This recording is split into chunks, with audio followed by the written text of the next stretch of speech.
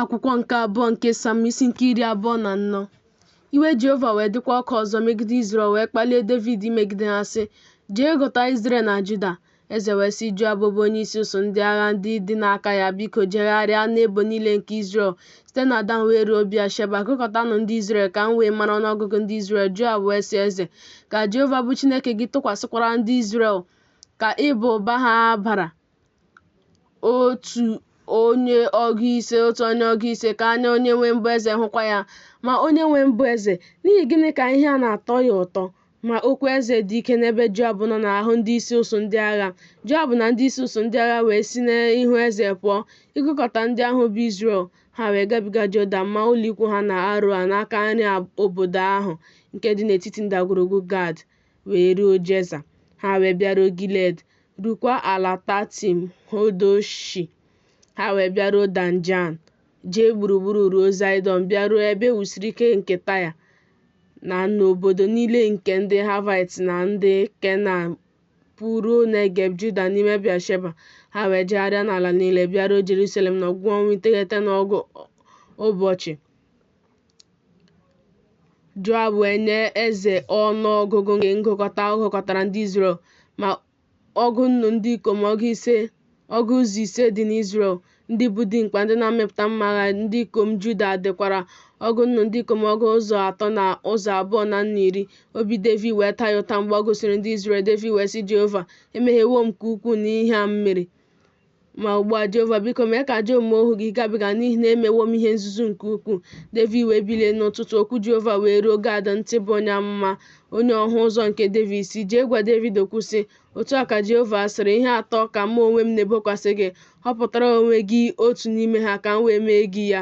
Gad wee bịakwute Devid sị ya, ọ bụ oke ụnwụ afọ 7 ga-abịakwute gị n'ala gị, ma ọ bụ na ị ga na-agbalaga n'ihu ndị na-akpagbu gị ọnwa 3 mgbe ndị ahụ na-achụ gị, ma ọ bụ na ajọ ọrịa na-efe efe ga-adị n'ala gị ụbọchị 3.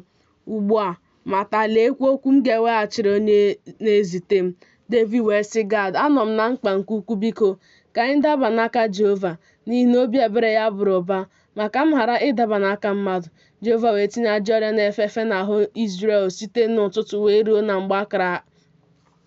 Ọgụ nnu ndị ikom ụzọ 315 wee nwụọ n'etiti ndị Izrel site na Dan wee ruo Bịasheba. Ma ozi wee setịpụ aka ya n'ebe Jerusalem dị ibibi ya. Jehova wee chegharịa n'ihe ọjọọ ahụ nke wee si mmụọ ozi ahụ nke na-ebibi n'etiti ndị Izrel ozuo.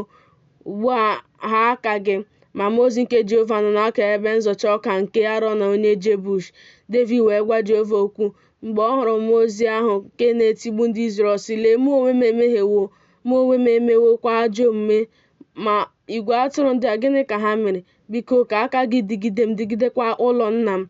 Gad wee bịakwute Devid n'ụbọchị ahụ sị ya, rigo, mee ka ebe ịchụ aja guzoro Jehova n'ebe nzọcha ọka nke Arọn onye Jebus. Devid wee rigo dịka okwu Gad si dị, dịka Jehova nyere n'iwu. Arọn wee lee anya hụ eze na ndị ohu ya ka ha na-abịakwute ya. Arọn wee pụta kpọọ isiala nye eze, kpuchie ihu ya n'ala. Arọn wee sị, gịnị mere onye nwe mbụ eze bịakwutere ohu ya? Devid wee sị, ịzụrụ ebe nzọcha ọka gị n'aka gị, iwuru Jehova ebe ịchụ aja, ka e wee gbochie ihe otiti a n'ebe ndị Izrel nọ.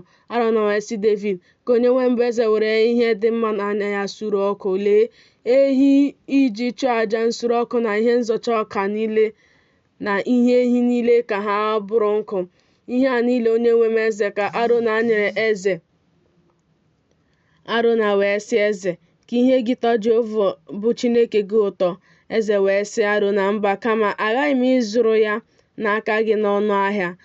M gaghị esurekwara Jehova bụ Chineke m aja nsure ọkụ nke m na-etinyeghị ego ọbụla. Devid wee were ọgụ shekel ọlaọcha 210 zụrụ ebe nzọcha ọka ahụ na ehi ahụ. Devid wee wuoro Jehova ebe ịchụ aja n'ebe ahụ, suru aja nsure ọkụ na aja udo. E wee rịọta Jehova arịrịọ banyere ala ahụ, e wee gbochie ihe otiti ahụ n'ebe Izrel nọ.